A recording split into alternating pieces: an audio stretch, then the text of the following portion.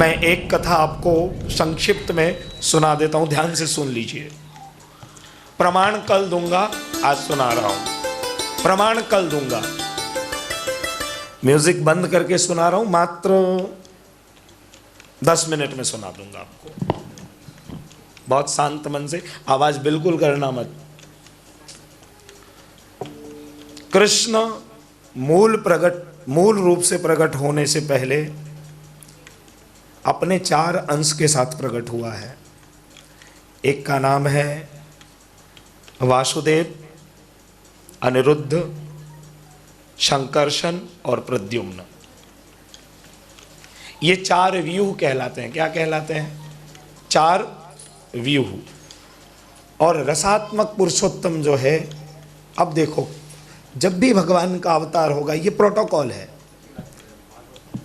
ये प्रोटोकॉल है कि जब भी भगवान का अवतार होगा तो विष्णु के अंश से होगा। किसके अंश से होगा? हाँ, विष्णु ही आएंगे। वो रामावतार हो, नरसिंहावतार हो, जब भी हो, ये एक प्रोटोकॉल, एक सिस्टम है, शास्त्रीय सिस्टम, शास्त्रीय व्यवस्था है। मैं आज सिर्फ आपको शॉर्ट में बता देता हूं, कल विस्तार से बताऊंगा। जानना जरूरी है आज आपको, चूंकि वेपोरी मंडल की बहनें मुझे खास इसलिए बुलाई हैं कि भागवत पे थोड़ा ज्यादा प्रकाश हो जाए। अब देखो आप, मैं अगर दूसरे शब्दों में कहूं तो कुल 5 कृष्ण का जन्म हुआ है। कितने कृष्ण का जन्म हुआ है? 5 कृष्ण का जन्म हुआ है। ये बहुत अजूबा, अचानक, अलग आप महसूस कर रहे होंगे, पर इसके प्रमाण हैं। ये सिर्फ मनगढ़ंत बातें नहीं है। ये कब, इसकी शुरुआत कैसे हुई है, वह आप देखेंगे। मैंने पहले दिन चर्चा की थी पर ब्रह्म, परमात्मा, भगवान और श्री कृष्ण। अब वो समय आ गया है ना? ब्रह्म अपने आप को समेटते समेटते परमात्मा बना लेता है, परमात्मा समेटते समेटते भगवान बन गया, और पूरी तरह सिमट करके कृष्ण बन गया। जैसे मैंने अंगूर का दृष्टांत दिया था, अंगूर को आप ब्रह्म मान लें, 10 दिन सूखने के बाद उसे परमात्मा मान लें, 10 दिन और सूखने के बाद उसे भगवान मान लें, और जब वो किसमिस हो जाए तो वो कृष्ण है।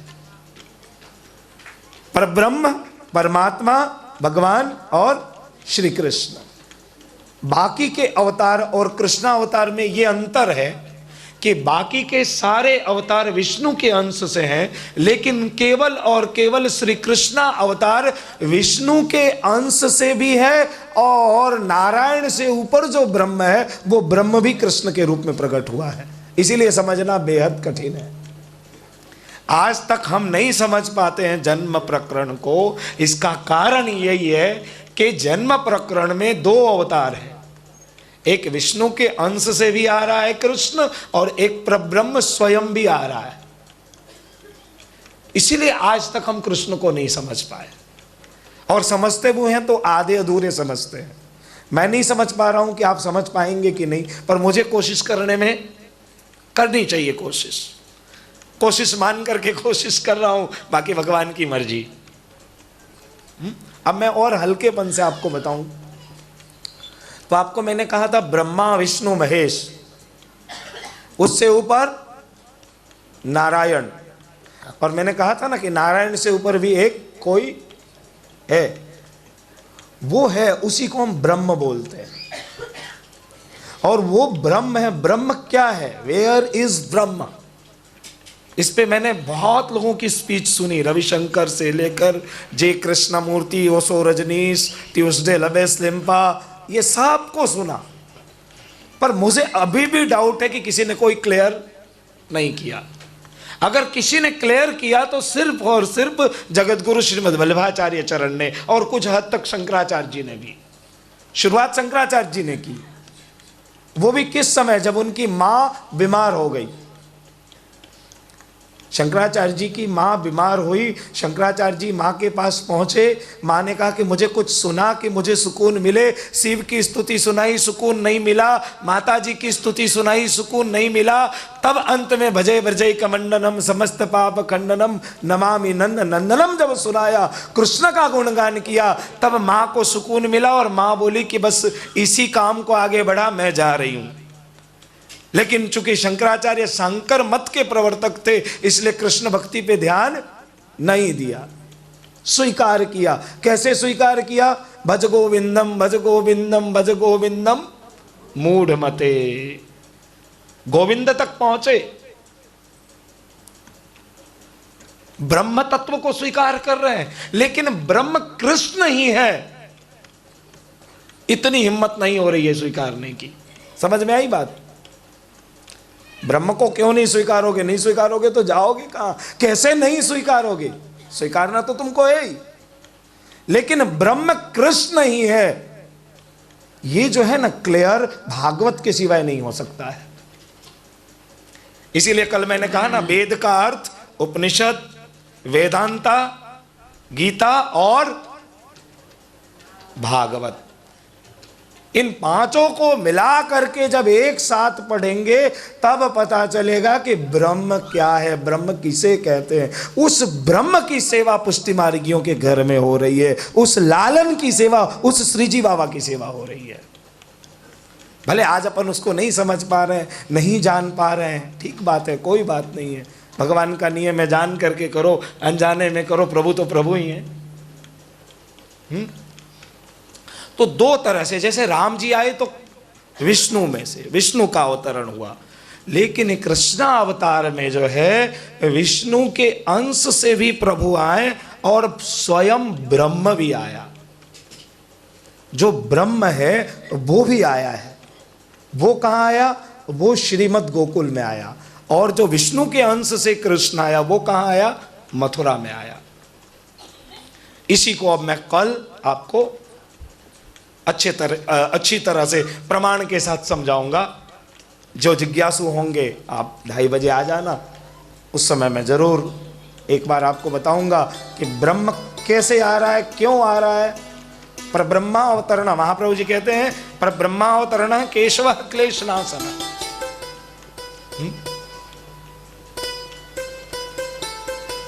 पर ब्रह्मावतरण, एक अवतरण मथुरा में भी हुआ। आप मुझे बोलोगे कि आप कैसे बोल सकते कि गोकुल में हुआ? देखो, आप याद करना मेरी बात को। जब मथुरा में रात के 12 बजे कृष्ण का जन्म हुआ, दूसरे दिन उस कन्या को मारने के लिए कंस ने हाथ में लिया। कन्या को मारने गए तो कन्या आकाश में गई। तब कन्या क्या बोलती है कंस को?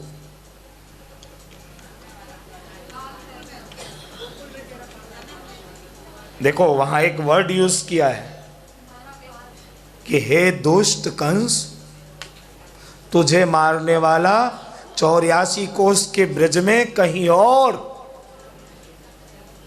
और जन्म ले चुका है। क्या मतलब इसका? माया को यह कहना चाहिए कि जहां मैं खड़ी हूं मतलब यहां जन्म ले चुका है, कहीं और जन्म ले चुका है। ये जो संकेत है ना, कहीं और जन्म ले चुका है। और दूसरा और संकेत है, सुनो ध्यान से। सुखदेव जी ने माया को अनुजा कहा है। क्या कहा है? अनुजा। अनुजा का मतलब होता है जिसके किसी बड़े भाई का जन्म हो चुका है। जिसके किसी बड़े भाई का जन्म हो चुका है, किसी की ये छोटी बहन है, इसलिए ये अनुजा है, अन्यथा ज्येष्ठा कहलाती। पर ये क्या है? अनुजा है। इसलिए बहुत बृहद और कठिन विषय। मैं भी बहुत डरता हूं कि छेड़ूं तो फिर पूरा क्लियर होए, नहीं तो फिर कहीं बीच में ही अटक गए तो काम बिगड़ जाए। तो आ जाएं कथा में अपन। बोलो कृष्ण कन्हैया। ये सब इंतजार कर रहे हैं कि लाला कब आएगो, लाला कब आएगो, और अपन खोटे खोटे सुबोधनी जी में चक्कर लगा रहे हैं। गिरम समाधौ गगने शमेरिता निशम्य वेधास्त्रिदशानुवाच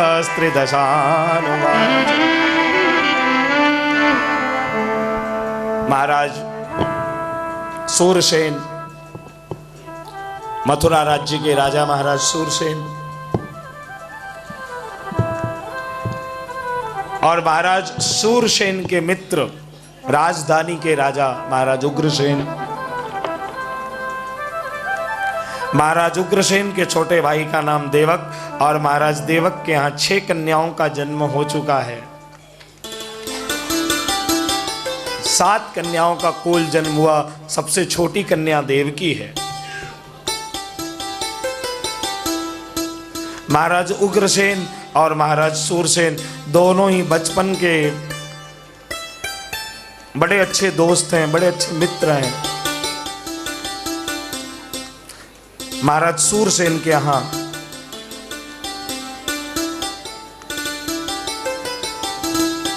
महाराज सूरसेन के यहां वसुदेव जी का जन्म होगा और महाराज उग्रसेन के यहां कंस का जन्म।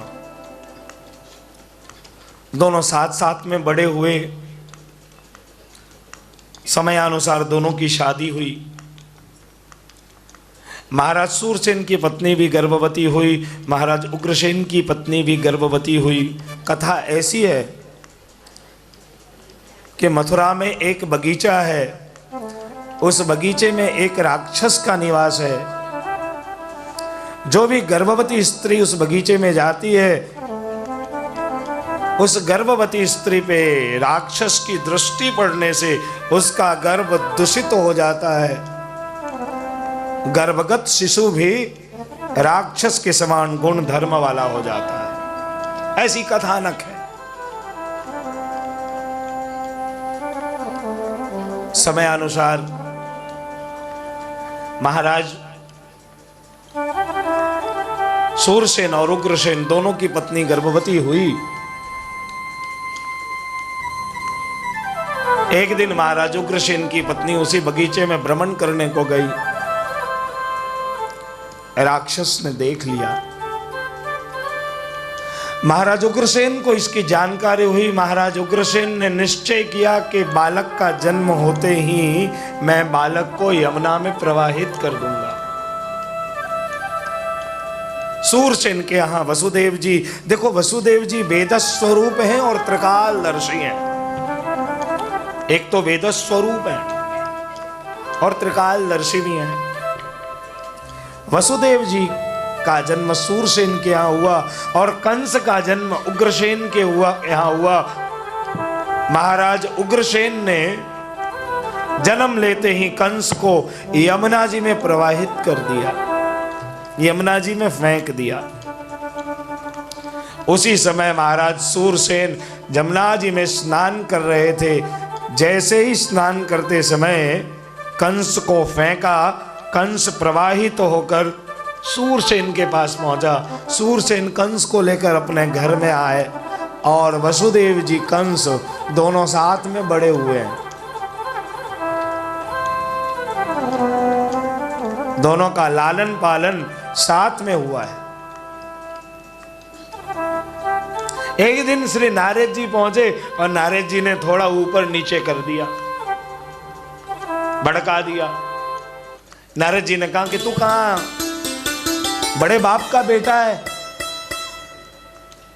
तेरे पिता संपूर्ण देश की जो राजधानी है उसके राजा है और तू कहां इन छोटी सी जगह में वसुदेव जी के साथ निवास कर रहा है।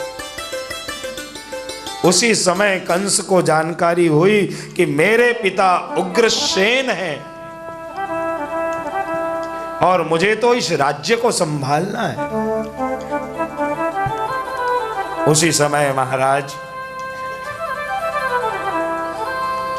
भोजराज कंस कैलाश पर्वत पे शिव को प्रसन्न करने के लिए शिव की तपस्या करने को चले गए। और इधर महाराज उग्रसेन के छोटे भाई महाराज देवक के यहाँ 7 कन्याओं का जन्म हुआ है। 6 कन्याओं का विवाह वसुदेव जी के साथ संपन्न हो चुका है। 6 कन्याओं का विवाह वसुदेव जी के साथ संपन्न हो गया। 7वीं कन्या है देवकी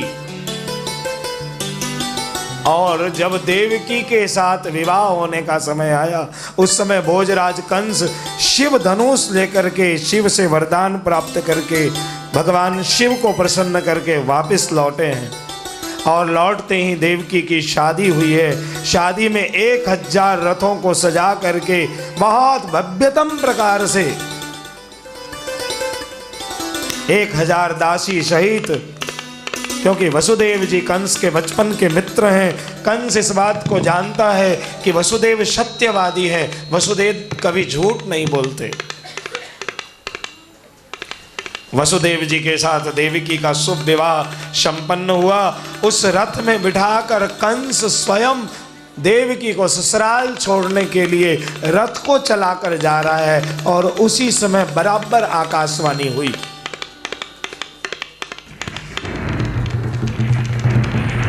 बराबर उसी समय आकाशवाणी हुई। श्री महाप्रभु जी यहां 7 कारण बताते हैं कि आकाशवाणी इसी समय क्यों हुई।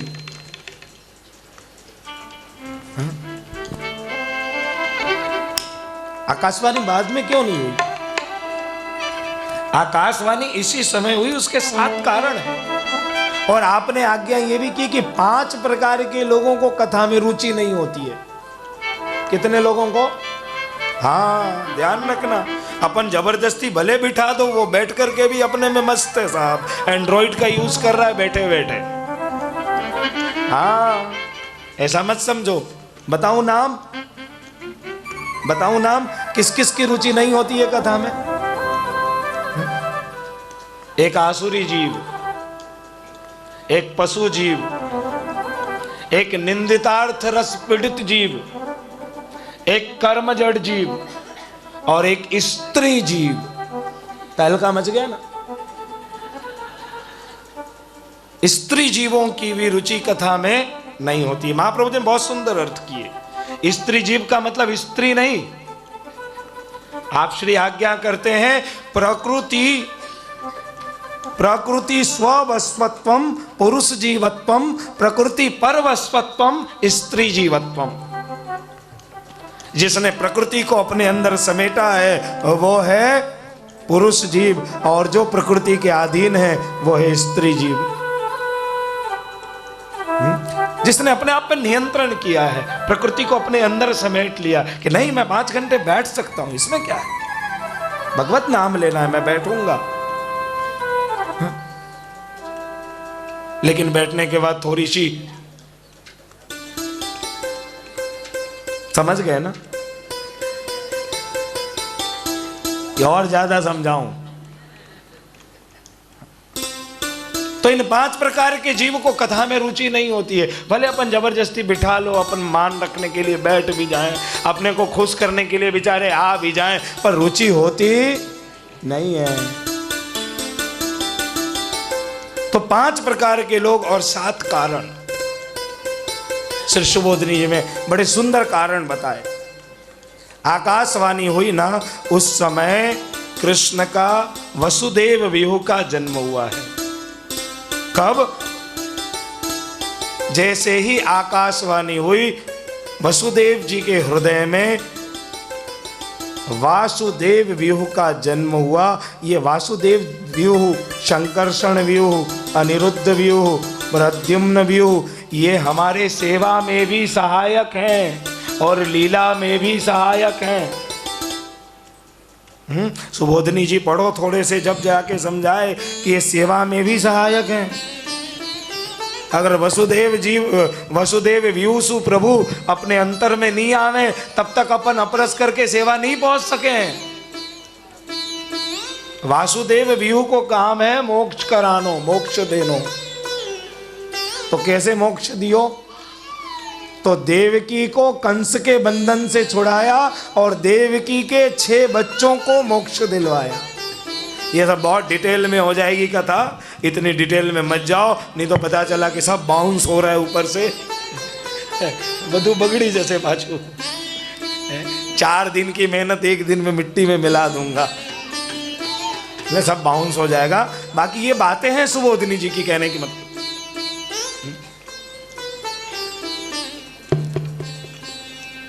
अब क्या हुआ कि वसुदेव के कहने पे कंस ने जाने दिया। देवकी अपने यहां आ गई। 6 बच्चों का जन्म हुआ है। 6 बच्चों के जन्म के बाद 6 बच्चों को लेकर वसुदेव जी कंस के पास पहुंचे। कंस ने आशीर्वाद दिया। पीछे से नारद जी आकर के कंस को भड़का गए। ना रद्द, जो प्रभु के किसी भी कार्य को रद्द न होने दे वो है नारद। नारद जी आए। नारद जी ने कंस को कहा कि भाई तुमसे गलती हो गई, तुमने इन 6 बच्चों को जाने दिया। कंस ने कहा कि इन 6 बच्चों का क्या कसूर, ये तो मेरा भांजा है। बोले कि नहीं, देवताओं की गणित जो है ना आड़ी टेढ़ी होती है, पहला 8वां भी हो सकता है, 8वां पहले भी हो सकता है। बोले ऐसी बात है। कंस ने अपनी सेना भेज करके देवकी और वसुदेव को बंदी बनाया और देवकी के सामने देवकी के 6 बच्चों की हत्या हुई। जब देवकी जेल में आई तब 7वीं बार गर्भवती थी। हाहाकार हुआ ब्रह्मांड में। एक साथ 6 बच्चों की जब हत्या हुई पूरा ब्रह्मांड हिल गया। भगवान तुरंत ही देवी को बुलाते हैं। गच्छ देवी व्रजम भद्रे, सीधे सीधे कहा गच्छ देवी व्रजम भद्रे। मथुरा नहीं कहा, क्योंकि मथुरा में सब माया के उपासक हैं और ब्रज में देवी के कोई उपासक नहीं है, वो सब कृष्ण के उपासक हैं, ब्रह्म के उपासक हैं।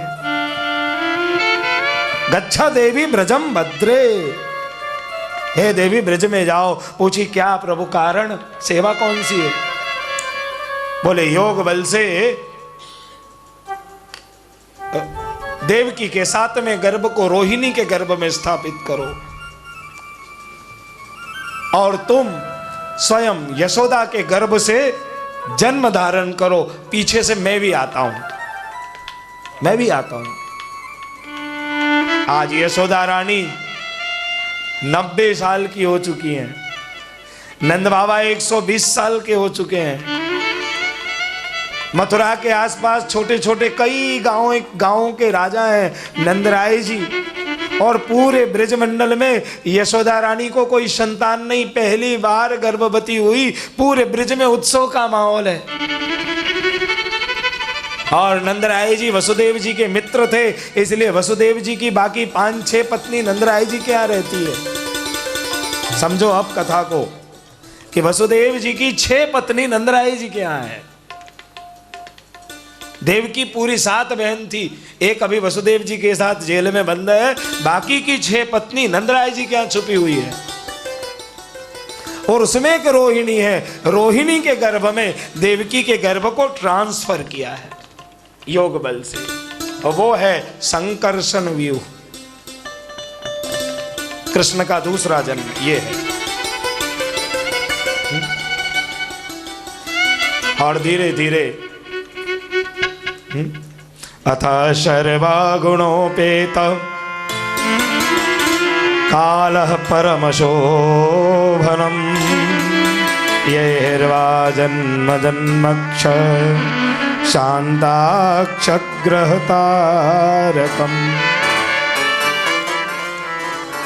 देवकी 8वीं बार गर्भवती हुई। रात्रि के समय में देवताओं ने स्तुति की है, और देवताओं ने स्तुति की है भाद्रपद कृष्ण पक्ष अष्टमी रोहिणी नक्षत्र बुधवार मध्य रात्रि के समय उस कारागार में। बोलिए श्री कृष्ण चंद्र भगवान की जय, श्री कृष्ण चंद्र भगवान की जय, श्री कृष्ण चंद्र भगवान की जय।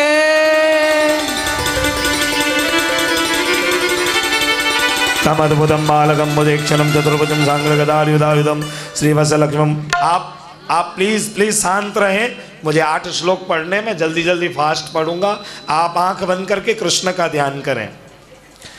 अमता सर्वगुणोपेता काल परमशोभनम येर्वाजन्म जन्म शांताक्षग्रतारकम दिशा प्रसेतुर्गगनम निर्मलोडगुणोदयम मही मंगल भुवि सकुलग्राम प्रजाकरा नद्य प्रसन्न जल्लाहृता जलरोश्रिय द्विजाली कुल सन्नाथस्तवका वनराजयः भवो वायु सुख स्पर्श पुण्य गंधव शुचिग्रह जाति नाम शांता तथा समिंदत मन्यासन प्रसन्नानि साधु नाम श्रुतवाम जाया मने जने तस्मिन् देवी जोगेन्द्र गंधवाद उच्चारण विद्याधर्य सर्वोपि समाम यादा मोच मुनि देव समनान शिवदानविदा मंदम मंदम जलदा जगज्जनो सागरं निषेधं उद्भूते जायमाने जनार्देवक्यां देवी विष्णु सर्वगुहासय आविराशित यथा प्राच्यां दिसिन्दूरिव पुष्कल तमद्भुतं बालकं भुजेक्षणं चतुर्भुजं संगगदायुधायुधं श्रीवत्सलक्ष्मं कलशोभिकौस्तुभं पीताम्बरं शान्द्रपयोधसौभगं बोलिए श्री कृष्णचंद्र भगवान की जय।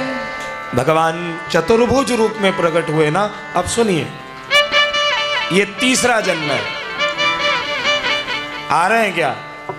स्वागतम कृष्णा सुस्वागतम कृष्णा स्वागतम कृष्णा सुस्वागतम कृष्णा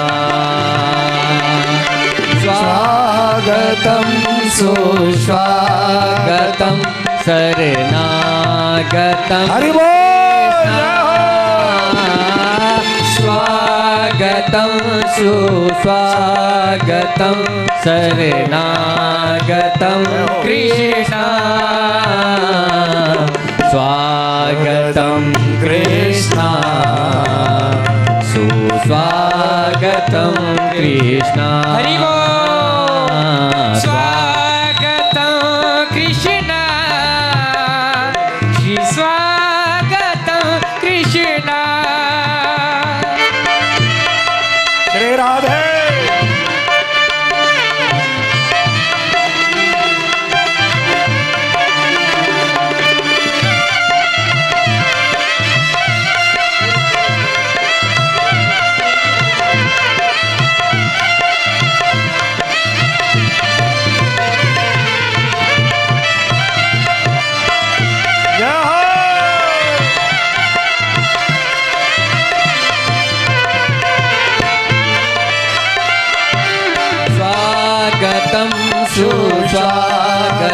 स्कंद से ही संभव है। मैंने दूसरे दिन आपको कहा था कि राजा ने सुखदेव जी को कहा कि आप मुझे कथा सुनाते जाएं, मैं खुद चयन कर लूंगा कि मुझे किसकी शरण में जाना है। आज जाकर के राजा अपने आप को डिक्लेयर कर सका कि मुझे कहां जाना है। राजा ने अंत में बोल दिया, क्या कहा कि कथितो वंश विस्तारो भवता सोम सूर्यो राज्ञं चो भयवंशानां चरितं परमाद्भुतम्। कि महाराज अब मुझे किसी की कथा नहीं सुननी है। ये राजा महाराजा रामचरित्र शिव चरित्र देवी चरित्र सब बंद करो, मुझे किसी की कथा नहीं सुननी है। मुझे तो उसकी कथा सुनाए जिस वंश में मेरा जन्म हुआ और जिस वंश पे उस प्रभु की बड़ी कृपा थी। कौन है वो?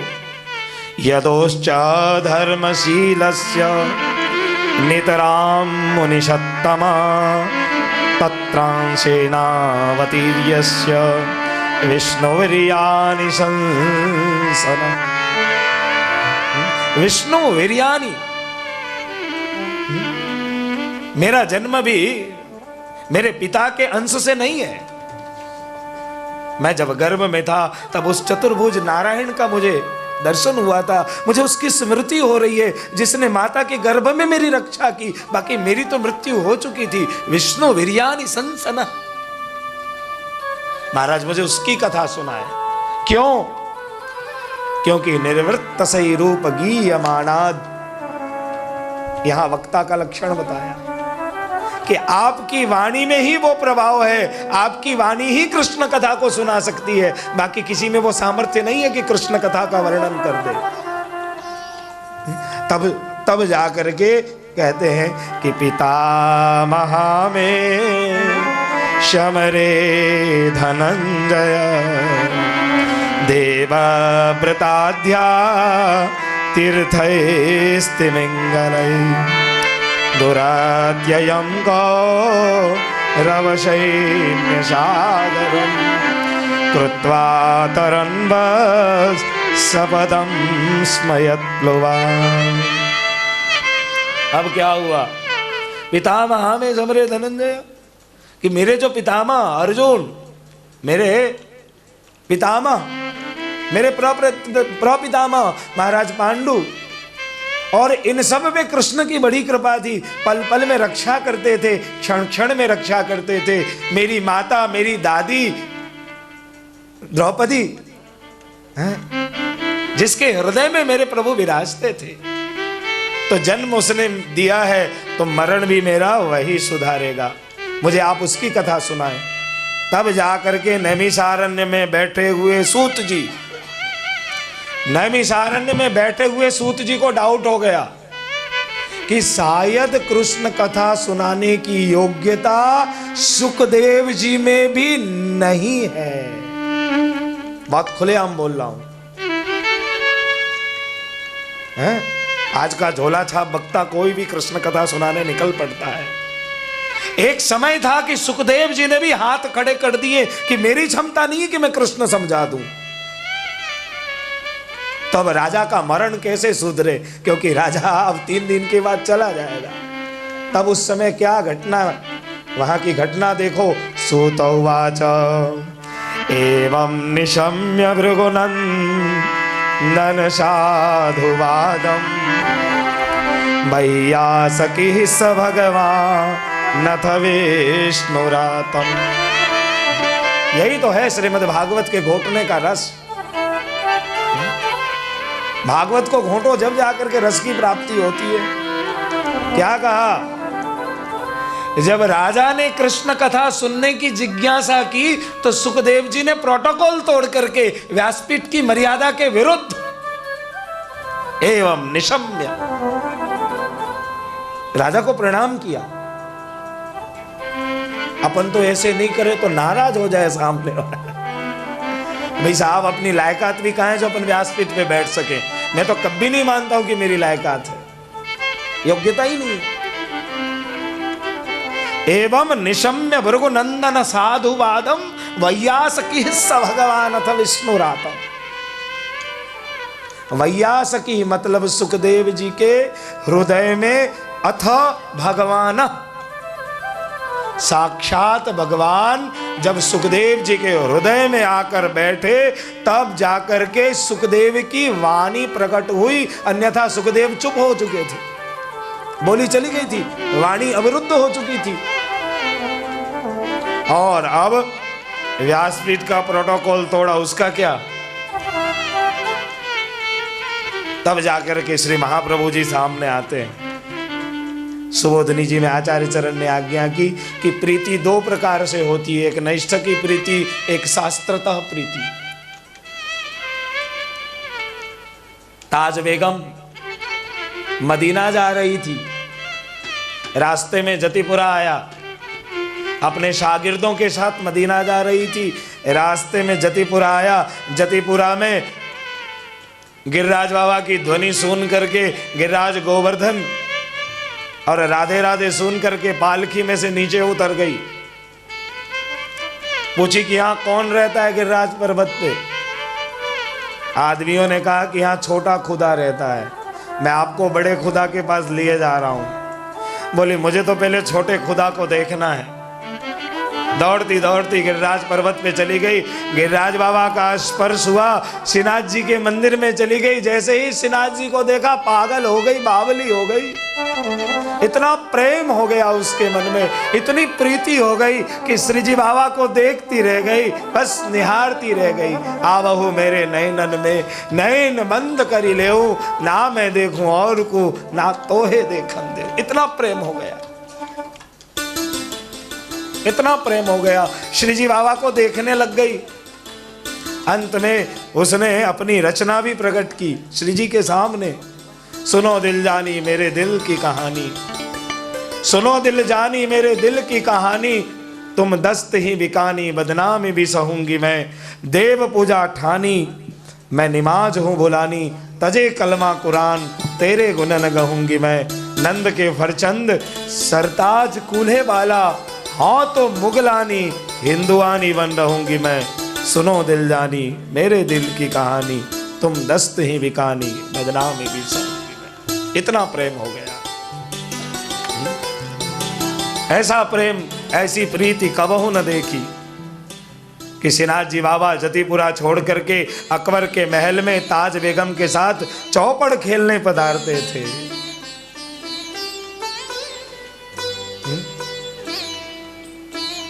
रात्रि के समय श्रीनाथ जी बाबा चौपड़ खेलने के लिए ताज बेगम के पास पहुंचते थे। तब जाकर के ताज ने अपने मृत्यु के समय कहा कि जो मैं ऐसा जानती, प्रीत किए दुख हो, नगर ढिंढोरा पीटती, कन्हैया से प्रीत न करी हो। जो मैं ऐसा जानती, प्रीत किए दुख होए, तो नगर ढिंढोरा पीटती, कन्हैया से प्रीत न करियो कोई। क्योंकि प्रीतम बसे पहाड़ पे, गिरिराज पर्वत पे, मैं जमुना के तीर, लाल किले में अकबर का महल, मैं जमुना के तीर, अब तो मिलना कठिन है, मेरे पांव पड़े जंजीर। क्योंकि मेरी मृत्यु अब नजदीक आ चुकी है, मैं श्री जी के पास कैसे पहुंचूंगी और श्री जी के बिना भी कैसे रहूंगी। इतना प्रेम हो गया। इसको कहते हैं नैष्ठ की प्रीति। और एक होता है शास्त्रतः प्रीति, जो रसखान जी को, आगरा की गलियों में रसखान जी घूमते थे, एक छोटे से बच्चे से प्रेम हो गया था। उस बच्चे को देखते और ना देखते तो जल भी ना पीते। एक दिन वैष्णव मंडली सत्संग करके निकलते निकलते रसखान को देखकर एक वैष्णव बोल गए कि इस बच्चे से इतनी प्रीति है, अगर सावरे लाल से इसे प्रीति हो जाए तो इसका उद्धार हो जाएगा। और उसी समय ठाकुर को ढूंढने ब्रज में चले गए। ब्रह्मांड घाट पे श्रीनाथ जी ने दर्शन दिया। सुखदेव जी ने मन में विचार किया कि आज मैं किसे प्रणाम करूं, सर्वश्रेष्ठ पात्र है। एवं निशम्य भृगुनंदन साधुवादम, राजा को प्रणाम किया। और सुत जी महाराज कहते हैं, राजन, जब पृथ्वी अधर्म से परिपूरित हो गई, 3 कारणों से भगवान का प्रागट्य हुआ है। भूमि का भार हरने के लिए, अपने निज भक्तों के दुख को दूर करने के लिए, और अपने माता के कष्ट को दूर करने के लिए 3 कारणों से प्रभु प्रकट हुए हैं। शास्त्र कहता है कि भगवान एक कालावच्छिन्न अनेक प्रकार की लीलाओं को करने के लिए प्रायः प्रकट होते हैं। पृथ्वी गई ब्रह्मा जी के पास, ब्रह्मा जी गए वैकुंठ धाम में, ब्रह्मा जी ने वैकुंठ में जाकर के भगवान की स्तुति की, आकाशवाणी हुई, भगवत प्रागट्य की तैयारी करो, कुछ ही समय में। यदा यदा ही धर्मस्य ग्लानिर्भवति भारत, कुछ ही समय में हमारा प्रागट्य होगा। पृथ्वी सांत्वना लेकर के, शांत होकर के भगवान के पास से वापस आ गई। मैं एक कथा आपको संक्षिप्त में सुना देता हूं, ध्यान से सुन लीजिए। प्रमाण कल दूंगा, आज सुना रहा हूं, प्रमाण कल दूंगा। म्यूजिक बंद करके सुना रहा हूं, मात्र 10 मिनट में सुना दूंगा आपको। बहुत शांत मन से, आवाज बिल्कुल करना मत। कृष्ण मूल रूप से प्रकट होने से पहले अपने 4 अंश के साथ प्रकट हुआ है। एक का नाम है वासुदेव, अनिरुद्ध, शंकरशन और प्रद्युम्न। ये 4 व्यूह कहलाते हैं। क्या कहलाते हैं? 4 व्यूह। और रसात्मक पुरुषोत्तम जो है, अब देखो, जब भी भगवान का अवतार होगा, ये प्रोटोकॉल है, ये प्रोटोकॉल है कि जब भी भगवान का अवतार होगा तो विष्णु के अंश से होगा। किसके अंश से होगा? हाँ, विष्णु ही आएंगे। वो रामावतार हो, नरसिंहावतार हो, जब भी हो, ये एक प्रोटोकॉल, एक सिस्टम है, शास्त्रीय सिस्टम, शास्त्रीय व्यवस्था है। मैं आज सिर्फ आपको शॉर्ट में बता देता हूं, कल विस्तार से बताऊंगा। जानना जरूरी है आज आपको, चूंकि वेपोरी मंडल की बहनें मुझे खास इसलिए बुलाई हैं कि भागवत पे थोड़ा ज्यादा प्रकाश हो जाए। अब देखो आप, मैं अगर दूसरे शब्दों में कहूं तो कुल 5 कृष्ण का जन्म हुआ है। कितने कृष्ण का जन्म हुआ है? 5 कृष्ण का जन्म हुआ है। ये बहुत अजूबा, अचानक, अलग आप महसूस कर रहे होंगे, पर इसके प्रमाण हैं। ये सिर्फ मनगढ़ंत बातें नहीं है। ये कब, इसकी शुरुआत कैसे हुई है, वो आप देखेंगे। मैंने पहले दिन चर्चा की थी पर ब्रह्म, परमात्मा, भगवान और श्री कृष्ण। अब वो समय आ गया है ना? ब्रह्म अपने आप को समेटते समेटते परमात्मा बना लेता है, परमात्मा समेटते समेटते भगवान बन गया, और पूरी तरह सिमट करके कृष्ण बन गया। जैसे मैंने अंगूर का दृष्टांत दिया था, अंगूर को आप ब्रह्म मान लें, 10 दिन सूखने के बाद उसे परमात्मा मान लें, 10 दिन और सूखने के बाद उसे भगवान मान लें, और जब वो किसमिस हो जाए तो वो कृष्ण है। पर ब्रह्म, परमात्मा, भगवान और श्री कृष्ण। बाकी के अवतार और कृष्णावतार में ये अंतर है कि बाकी के सारे अवतार विष्णु के अंश से हैं, लेकिन केवल और केवल श्री कृष्ण अवतार विष्णु के अंश से भी है, और नारायण से ऊपर जो ब्रह्म है वो ब्रह्म भी कृष्ण के रूप में प्रकट हुआ है। इसीलिए समझना बेहद कठिन है। आज तक हम नहीं समझ पाते हैं जन्म प्रकरण को। इसका कारण यही है कि जन्म प्रकरण में 2 अवतार हैं। एक विष्णु के अंश से भी आ रहा है कृष्ण, और एक परब्रह्म स्वयं भी आ रहा है। इसीलिए आज तक हम कृष्ण को नहीं समझ पाए, और समझते हुए हैं तो आधे अधूरे समझते हैं। मैं नहीं समझ पा रहा हूं कि आप समझ पाएंगे कि नहीं, पर मुझे कोशिश करने में करनी चाहिए। कोशिश मान करके कोशिश कर रहा हूं, बाकी भगवान की मर्जी।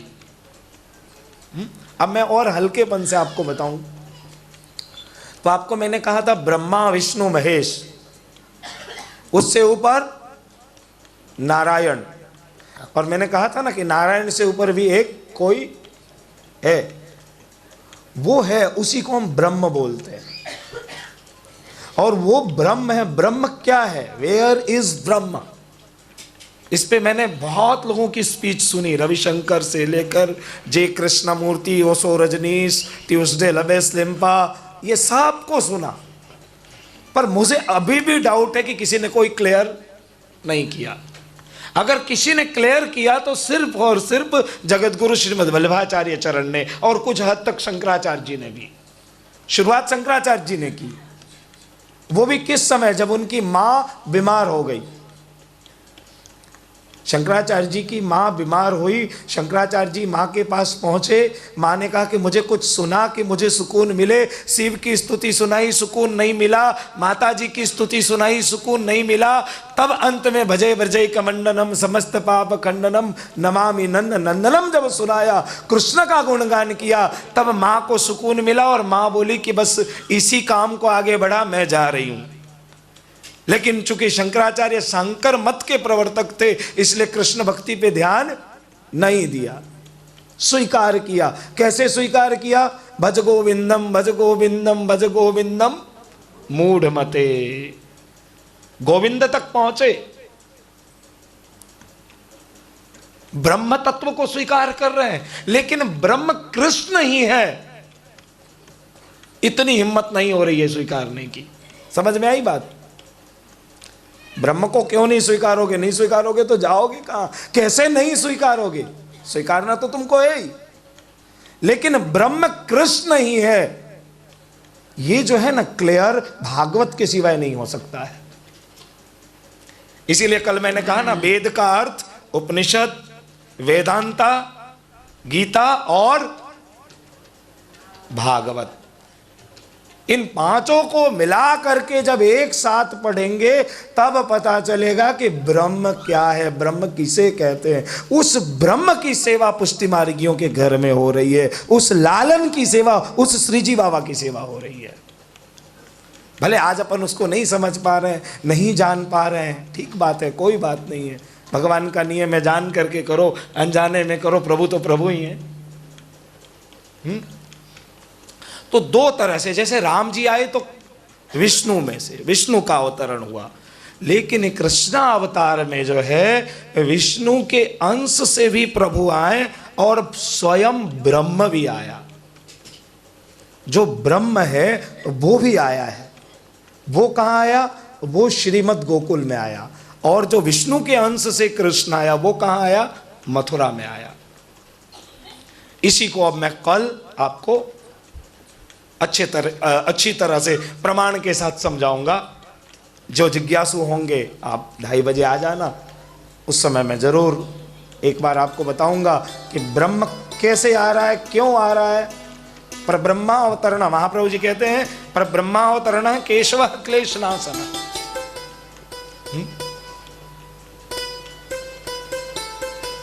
पर ब्रह्मावतरण, एक अवतरण मथुरा में भी हुआ।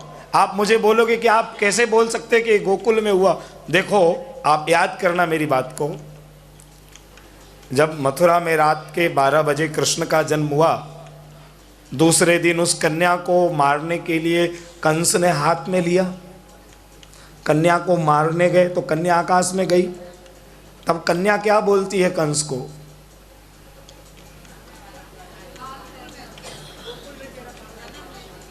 देखो, वहां एक वर्ड यूज किया है कि हे दुष्ट कंस, तुझे मारने वाला 84 कोस के ब्रज में कहीं और जन्म ले चुका है। क्या मतलब इसका? माया को यह कहना चाहिए कि जहां मैं खड़ी हूं मतलब यहां जन्म ले चुका है, कहीं और जन्म ले चुका है। ये जो संकेत है ना, कहीं और जन्म ले चुका है। और दूसरा और संकेत है, सुनो ध्यान से। सुखदेव जी ने माया को अनुजा कहा है। क्या कहा है? अनुजा। अनुजा का मतलब होता है जिसके किसी बड़े भाई का जन्म हो चुका है, जिसके किसी बड़े भाई का जन्म हो चुका है, किसी की ये छोटी बहन है, इसलिए ये अनुजा है, अन्यथा ज्येष्ठा कहलाती। पर ये क्या है? अनुजा है। इसलिए बहुत बृहद और कठिन विषय। मैं भी बहुत डरता हूं कि छेड़ूं तो फिर पूरा क्लियर होए, नहीं तो फिर कहीं बीच में ही अटक गए तो काम बिगड़ जाए। तो आ जाएं कथा में अपन। बोलो कृष्ण कन्हैया। सब इंतजार कर रहे हैं कि लाला कब आएगो, लाला कब आएगो, और अपन खोटे खोटे सुबोधनी जी में चक्कर लगा रहे हैं। गिरम समाधौ गगने शमेरिता निशम्य वेदास्त्रिदशानुवाच। महाराज सूरसेन, मथुरा राज्य के राजा महाराज सूरसेन, और महाराज सूरसेन के मित्र राजधानी के राजा महाराज उग्रसेन। महाराज उग्रसेन के छोटे भाई का नाम देवक, और महाराज देवक के यहाँ 6 कन्याओं का जन्म हो चुका है।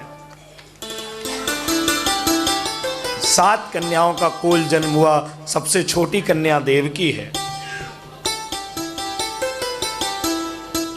महाराज उग्रसेन और महाराज सूरसेन दोनों ही बचपन के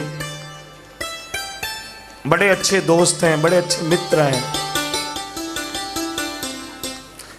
महाराज सूरसेन के यहां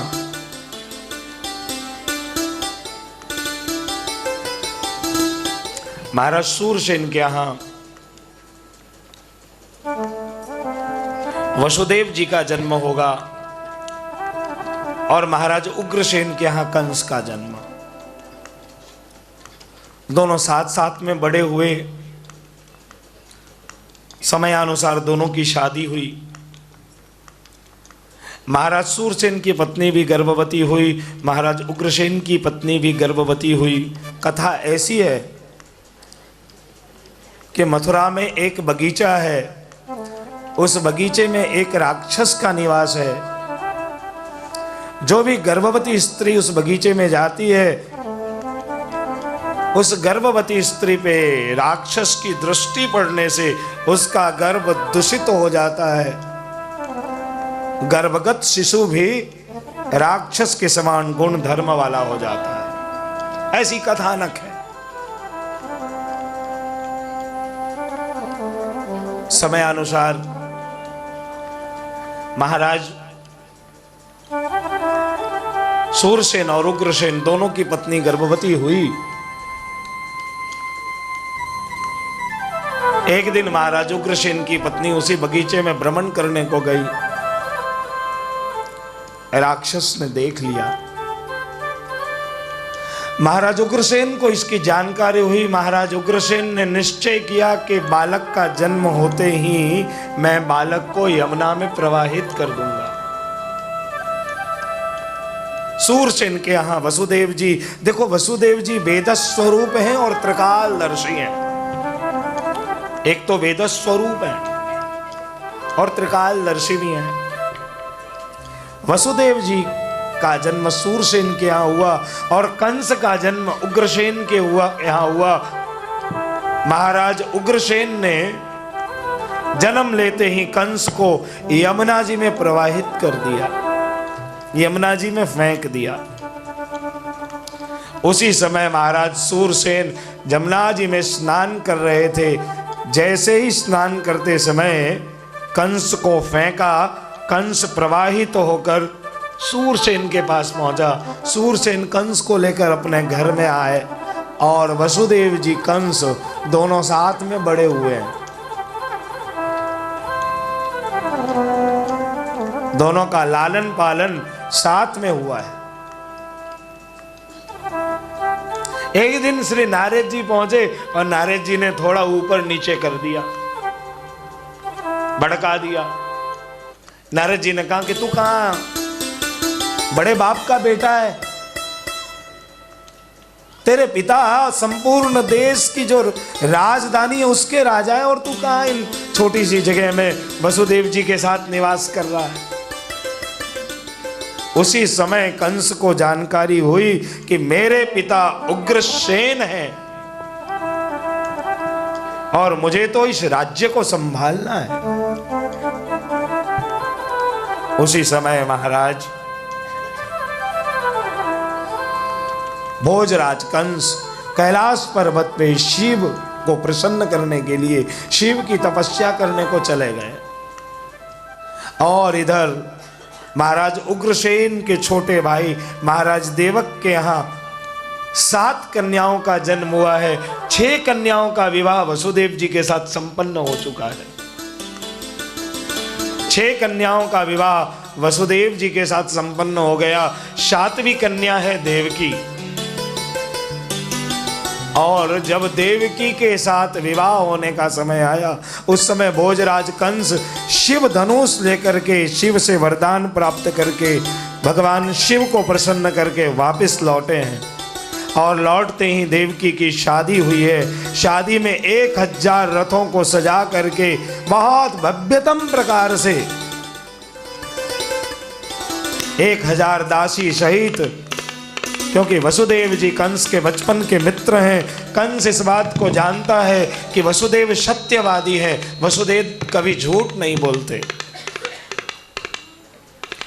वसुदेव जी के साथ देवकी का शुभ विवाह संपन्न हुआ। उस रथ में बिठाकर कंस स्वयं देवकी को ससुराल छोड़ने के लिए रथ को चलाकर जा रहा है और उसी समय बराबर आकाशवाणी हुई।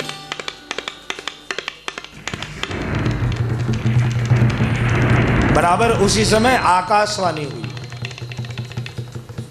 श्री महाप्रभु जी यहां 7 कारण बताते हैं कि आकाशवाणी इसी समय क्यों हुई।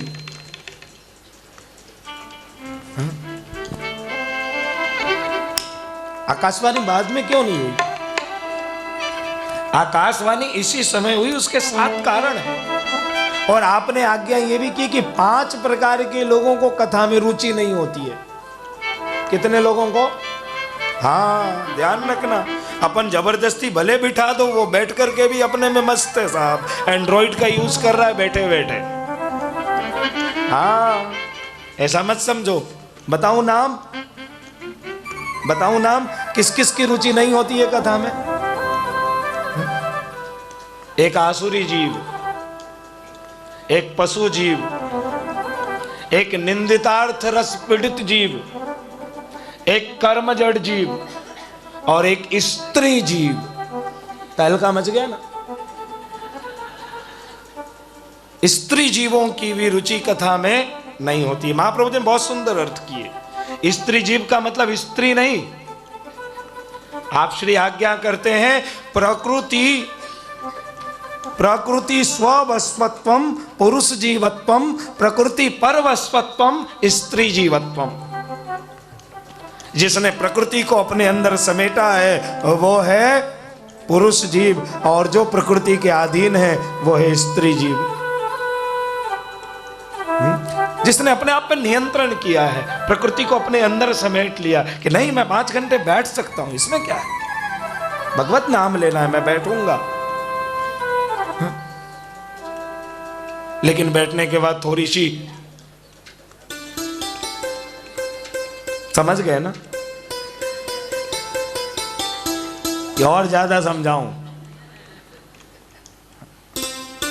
तो इन 5 प्रकार के जीव को कथा में रुचि नहीं होती है। भले अपन जबरदस्ती बिठा लो, अपन मान रखने के लिए बैठ भी जाएं, अपने को खुश करने के लिए बेचारे आ भी जाएं, पर रुचि होती नहीं है। तो 5 प्रकार के लोग और 7 कारण श्री सुबोधनी जी में बड़े सुंदर कारण बताए। आकाशवाणी हुई ना, उस समय कृष्ण का वसुदेव विहू का जन्म हुआ है। कब?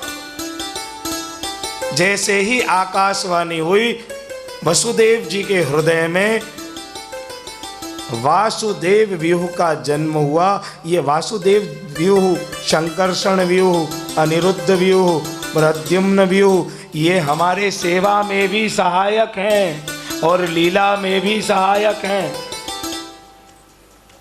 सुबोधनी जी पढ़ो थोड़े से, जब जाके समझाए कि ये सेवा में भी सहायक हैं। अगर वसुदेव व्यूसु प्रभु अपने अंतर में नहीं आवे, तब तक अपन अपरस करके सेवा नहीं पहुंच सके।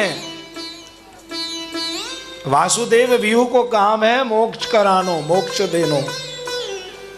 तो कैसे मोक्ष दियो? तो देवकी को कंस के बंधन से छुड़ाया और देवकी के 6 बच्चों को मोक्ष दिलवाया। ये सब बहुत डिटेल में हो जाएगी कथा, इतनी डिटेल में मत जाओ, नहीं तो पता चला कि सब बाउंस हो रहा है ऊपर से। बधु बगड़ी जैसे पाछू 4 दिन की मेहनत 1 दिन में मिट्टी में मिला दूंगा, सब बाउंस हो जाएगा। बाकी ये बातें हैं सुबोधनी जी की कहने की मतलब।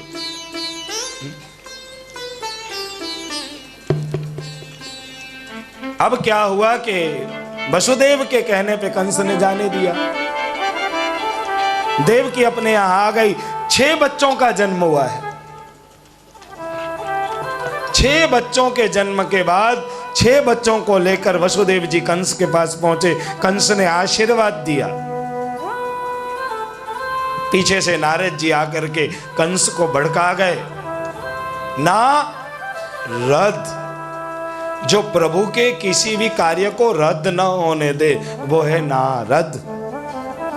नारद जी आए, नारद जी ने कंस को कहा कि भाई तुमसे गलती हो गई, तुमने इन 6 बच्चों को जाने दिया।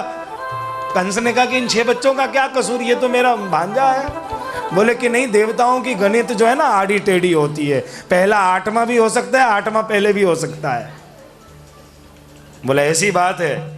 कंस ने अपनी सेना भेज करके देवकी और वसुदेव को बंदी बनाया और देवकी के सामने देवकी के 6 बच्चों की हत्या हुई। जब देवकी जेल में आई तब 7वीं बार गर्भवती थी। हाहाकार हुआ ब्रह्मांड में। एक साथ 6 बच्चों की जब हत्या हुई, पूरा ब्रह्मांड हिल गया। भगवान तुरंत ही देवी को बुलाते हैं, गच्छ देवी व्रजम भद्रे। सीधे सीधे कहा, गच्छ देवी व्रजम भद्रे। मथुरा नहीं कहा, क्योंकि मथुरा में सब माया के उपासक हैं और ब्रज में देवी के कोई उपासक नहीं है, वो सब कृष्ण के उपासक हैं, ब्रह्म के उपासक हैं। गच्छा देवी ब्रजम भद्रे। हे देवी ब्रज में जाओ। पूछी क्या प्रभु कारण, सेवा कौन सी है? बोले योग बल से देवकी के 7वें गर्भ को रोहिणी के गर्भ में स्थापित करो और तुम स्वयं यशोदा के गर्भ से जन्म धारण करो। पीछे से मैं भी आता हूं, मैं भी आता हूं। आज यशोदा रानी 90 साल की हो चुकी हैं, नंद बाबा 120 साल के हो चुके हैं। मथुरा के आसपास छोटे छोटे कई गांवों के राजा हैं नंदराय जी, और पूरे ब्रजमंडल में यशोदा रानी को कोई संतान नहीं, पहली बार गर्भवती हुई। पूरे ब्रज में उत्सव का माहौल है। और नंदराय जी वसुदेव जी के मित्र थे, इसलिए वसुदेव जी की बाकी 5-6 पत्नी नंदराय जी के यहाँ रहती है। समझो अब कथा को कि वसुदेव जी की 6 पत्नी नंदराय जी के यहाँ है। देवकी पूरी 7 बहन थी, एक अभी वसुदेव जी के साथ जेल में बंद है, बाकी की 6 पत्नी नंदराय जी के यहाँ छुपी हुई है। और उसमें एक रोहिणी है, रोहिणी के गर्भ में देवकी के गर्भ को ट्रांसफर किया है योग बल से, और वो है संकर्षण व्यूह। कृष्ण का दूसरा जन्म ये है। और धीरे धीरे अथ शर्वा गुणोपेत कालः परमशोभनम् येर्वा जन्म जन्मक्ष शांताक्षग्रहतारकम्।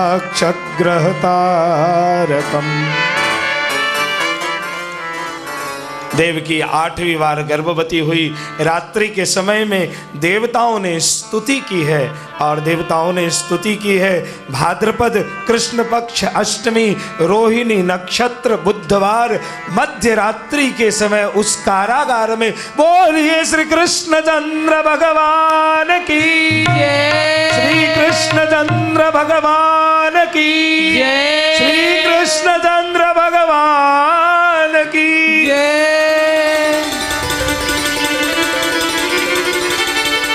तमद्भुतम बालकम मुदेक्षणम चतुर्भुजम सांग्रगदायुधायुधम श्रीवत्सलक्ष्मम। आप प्लीज शांत रहें। मुझे 8 श्लोक पढ़ने में, जल्दी जल्दी फास्ट पढ़ूंगा। आप आंख बंद करके कृष्ण का ध्यान करें। अमता सर्वगुणोपेता काल परमशोभनम येर्वाजन्म जन्म शांताक्षग्रतारकम दिशा प्रसेतुर्गगनम निर्मलोडगुणोदय मही मंगल भुवि सफलग्राम प्रजाकरा नद्य प्रसन्न जल्लाहृदा जलर्वश्रिय द्विजाली कुलसन्नाथस्तवकावनराजयः भवो वायु सुखस्पर्श पुण्यगंधवः शुचिग्रहजातीनां शान्तासुतसमिन्धसमन्यासन प्रसन्नानि साधूनाम श्रुत्वां जायमाने जने तस्मिन् जोगेन्द्रगन्धवादुषभुसच्चारणा विद्याधर्य सर्वोपि समां यादा मूचमुनियोदया सुमनां शिवदान्विता मन्दं मन्दं जलदा जगज्जनों सागरं निषेधम् उद्भूते जायमाने जनार्दन देवक्यां देवी विष्णु सर्वगुहासय आविरासीते था प्राच्यां दिसिन्दूरिव पुष्कल तमद्भुतं बालकं भुजेक्षणं चतुर्भुजं संघगदायुधायुधं श्रीवत्सलक्ष्मं कलशोभिकौस्तुभं पीताम्बरं शान्द्रपयोधसौभगं बोलिए श्री कृष्णचंद्र भगवान की जय। भगवान चतुर्भुज रूप में प्रकट हुए ना। अब सुनिए, ये तीसरा जन्म है। आ रहे हैं क्या? स्वागतम कृष्णा सुस्वागतम कृष्णा स्वागतम कृष्णा सुस्वागतम कृष्णा स्वागतम सुस्वागतम शरणागतम हरि बोल। स्वागतम सुस्वागतम शरणागतम कृष्णा स्वागतम कृष्णा सुस्वागतम कृष्णा हरि बोल। स्वागतम कृष्णा श्री स्वागतम कृष्णा श्री राधे।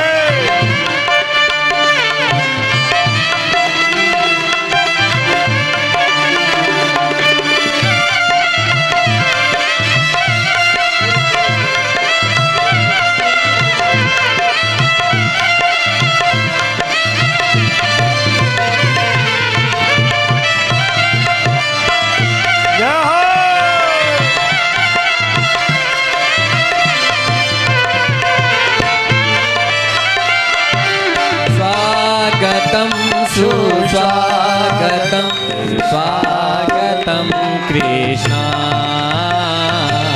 स्वागतम कृष्णा सुस्वागतम कृष्णा स्वागतम सुस्वागतम शरणागतम कृष्णा स्वागतम सुस्वागतम शरणागतम कृष्णा स्वागतम कृष्णा शरणागतम कृष्णा स्वागतम कृष्णा शरणागतम कृष्णा तालियों की सेवा करते हुए जय हो। बधाई हो, बधाई हो।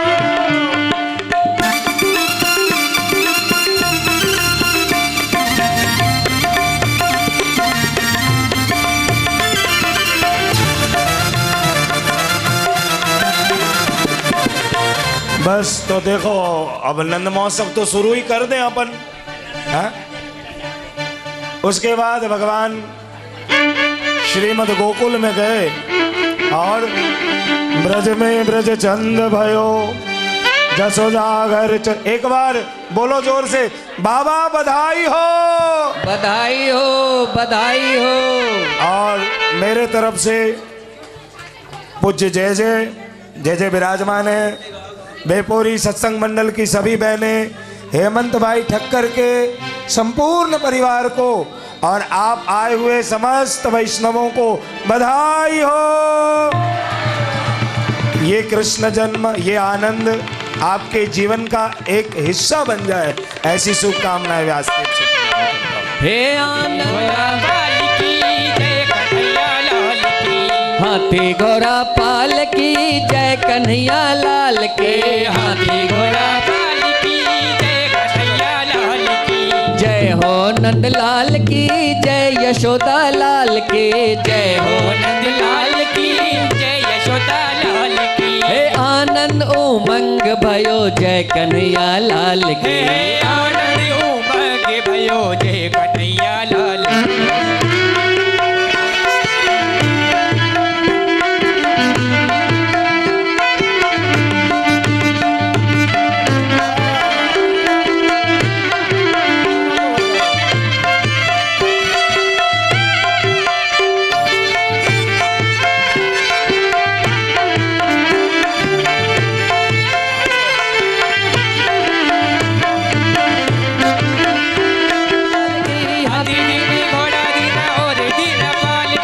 हाथी दिने घोड़ा दिने और दिने ओ पालकी हाथी दिने घोड़े दिने और दिने पालकी हे नंद घर आनंद भयो जय कन्हैया लाल की नंद घर आनंद भयो जय कन्हैया लाल की हे नंद घर आनंद भयो जय कन्हैया लाल की नंद घर आनंद भयो जय कन्हैया लाल की हे नंद घर आनंद भयो जय कन्हैया लाल हे की नंद घर आनंद भयो जय कन्हैया लाल की हे नंद घर आनंद भयो जय कन्हैया लाल की नंद घर आनंद भयो जय कन्हैया लाल की हे नंद घर आनंद भयो जय कन्हैया लाल की नंद घर आनंद भयो जय कन्हैया लाल की हे नंद घर आनंद भयो जय कन्हैया लाल की नंद घर आनंद भयो जय कन्हैया लाल की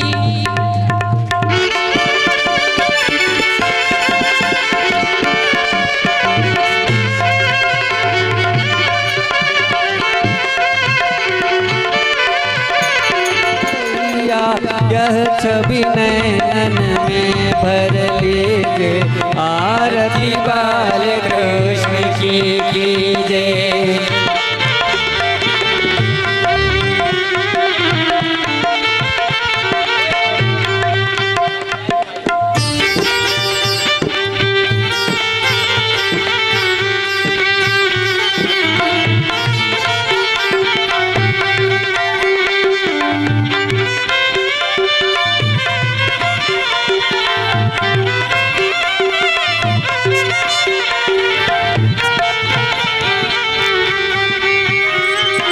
तो तरी बोलनी मधुर सुहावे तो तरी बोलने मधुर सुहावे सखियन संग खेलत सुख पावे सखियन यत संग सुख पावे सोई सुकृति जो इनको ध्यावे सोई सुप्रीति जो इनको ध्यावे अब इनको अपना कर लीजिए आरती बाल कृष्ण की कीजिए श्री राधा वर सुधर कन्हैया श्री राधावर सुधर कन्हैया ब्रज जन को नवनीत खबैया ब्रज जन को नवनीत खवैया देखत ही मन लेत चुरैया देखत ही मन ने चुरैया अपनों सर बस इनको दीजिए आरती बाल कृष्ण की कीजिए अपनों जन्म सुफल कर लीजिए आरती बाल कृष्ण की कीजिए अपनो जन्म सफल कर लीजिए आरती बाल कृष्ण की कीजिए अपनो जन्म सफल कर लीजिए आरती बाल कृष्ण की कीजिए आरती बाल कृष्ण की कीजिए आरती बाल कृष्ण की कीजिए बोलिए कृष्ण कन्हैया लाल की जय कर्पूर गौरम करुणाय अवतारम संसार सारं भुजगेन्द्रहारं सदा वसन्तं हृदयारविन्दे भवं भवानी सहितं नमामि।